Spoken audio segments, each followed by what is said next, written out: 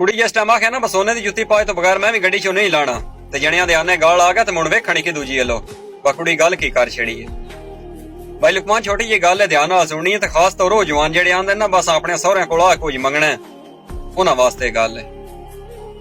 ਕਿਸੇ ਇਲਾਕੇ ਵਿੱਚ ਇੱਕ ਬਾਪ ਆਪਣੀ ਬੇਟੀ ਦਾ ਰਿਸ਼ਤਾ ਕੀਤਾ ਤੇ ਘਰ ਕਾਫੀ ਦੂਰ ਇਲਾਕੇ ਵਿੱਚ ਬੈਠਾ ਤੇ ਲੋਕ ਵੀ ਕੋਈ ਕਮੀਨੇ ਲੱਭ ਗਏ ਉਸ ਜਿਹੜੇ ਲਾਲਚੀ ਲੋਕ ਹੁੰਦੇ ਨਾ ਉਹ ਲੱਭ ਗਏ ਉਸ ਬੰਦੇ ਆਪਣੀ ਦਿਉ ਦਾ ਰਿਸ਼ਤਾ ਕਰ ਛੜਿਆ। ਵਾਰ ਬਣੀ ਗਿਆ, ਵਾਰ ਜਿਸ ਟਾਈਮ ਬਣੀ ਗਿਆ ਉਹਨਾਂ ਨੇ ਆਖਿਆ ਉਸ ਬਾਹੂ ਜੇਜ਼ ਲੈ ਜਾ। ਉਹਨਾਂ ਆਖਿਆ ਨਹੀਂ ਅਸੀਂ ਜੇਜ਼ ਉਦੋਂ ਨਹੀਂ ਖੜਾਂਦੇ ਜਦੋਂ ਅਸਾਂ ਬਰਾਤ ਲਿਆਉਣੀ ਹੈ ਨਾ ਇੱਕੋ ਵਾਰੀ ਚਲੋ ਸਫ਼ਰ ਦੂਰ ਦਾ ਤੇ ਇਸ ਵਾਸਤੇ।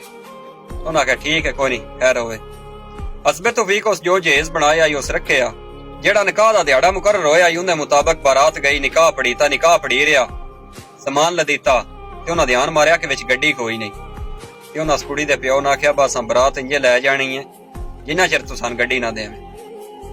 ਉਸ ਗਰੀਬ ਆਦਮੀ ਆਪਣੀ ਹਸਬੇ ਤੌਫੀਕ ਜਿਤਨਾ ਵੀ ਸਮਾਨ ਬਣਾਇਆ ਉਸ ਆਖਿਆ ਬਾ ਮੇਰੇ ਕੋਲ ਥੀ ਕੋਈ ਜਿਤ ਮਿੰਨਤ ਮੰਨੋ ਮੇਰੇ ਤੋਂ ਨਾ ਜ਼ੁਲਮ ਕਰੋ। ਉਹਨਾਂ ਆਖਿਆ ਨਾ ਅਸਾਂ ਤਾਂ ਗੱਡੀ ਲੈਣੀ। ਉਸ ਜਿਵੇਂ ਕਿਵੇਂ ਵੀ ਅੱਗੋਂ ਪਿੱਛੋਂ ਪੈਸੇ ਫੱਦ ਕੇ ਉਸ ਗੱਡੀ ਲਿਆਂਦੀ। ਉਸੇ ਵੇਲੇ ਜਾ ਕੇ ਗੱਡੀ ਲਿਆ ਕੇ ਉਹਨਾਂ ਦਿੱਤੀ। ਉਸ ਆਖਿਆ ਲਓ ਜੀ ਹੁਣ ਬਰਾਤ ਦੀ ਉਹਦੀ ਜਿਸ ਟਾਈਮ ਵਾਪਸ ਜਾਂਦੀ ਉਸ ਟਾਈਮ ਮਾਂ ਬਾਪ ਮਰ ਜਾਂਦਾ ਹੈ। ਉਹ ਮਜਬੂਰ ਆਈ ਗਰੀਬ ਉਸ ਜਿਵੇਂ ਵੀ ਕਰਕੇ ਨਾ ਗੱਡੀ ਦਿੱਤੀ ਉਹਨਾਂ ਨੂੰ। ਗੱਡੀ ਇਹ ਘਰ ਅਪੜੀ ਹੈ। ਵਾਪਸ ਜਿਸ ਟਾਈਮ ਦੂਲੇ ਦੇ ਘਰ ਬਰਾਤ ਅਪੜ ਗਈ।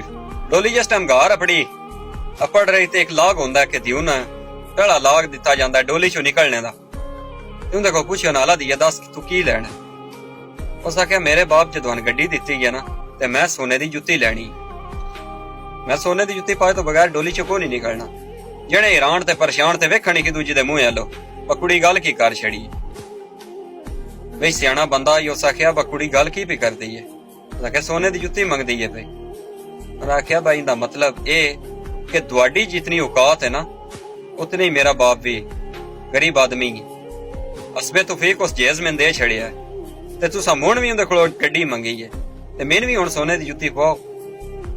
ਉਸ ਵੇਲੇ ਉਹਨਾਂ ਕੋਲ ਸੋਨੇ ਦੀ ਜੁੱਤੀ ਦਾ ਇੰਤਜ਼ਾਮ ਕੋਈ ਨਾ ਹੋਇਆ ਤੇ ਅੱਲਾ ਕੀਤਾ ਉਹਨਾਂ ਜਨਾਬ ਗੈਰਤਮੰਦ ਬੰਦਿਆਂ ਗੱਡੀ ਵਾਪਸ ਕਰ ਲਈ।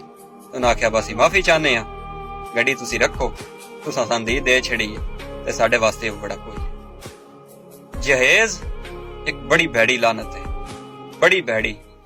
ਤੇ ਜਿਹੜੀ ਅੱਜ ਅਸੀਂ ਜਿਹੜਾ ਨਾ ਜਿਹੜੀ ਦਿਉ ਬੈਣੂ ਕੋਲ ਜਹੇਜ਼ ਨਾ ਹੋਵੇ ਤੇ ਹੁਣ ਤਾਨੇ ਤੇ ਮਿਹਣੇ ਮਾਰੇ ਜਾਂਦੇ ਅਸੀਂ ਮਾਰਦੇ ਹਾਂ। ਹਕੀਕਤ ਗੱਲ ਸਾਡਾ ਮੁਆਸ਼ਰਾ ਇੰਜ ਹੈ।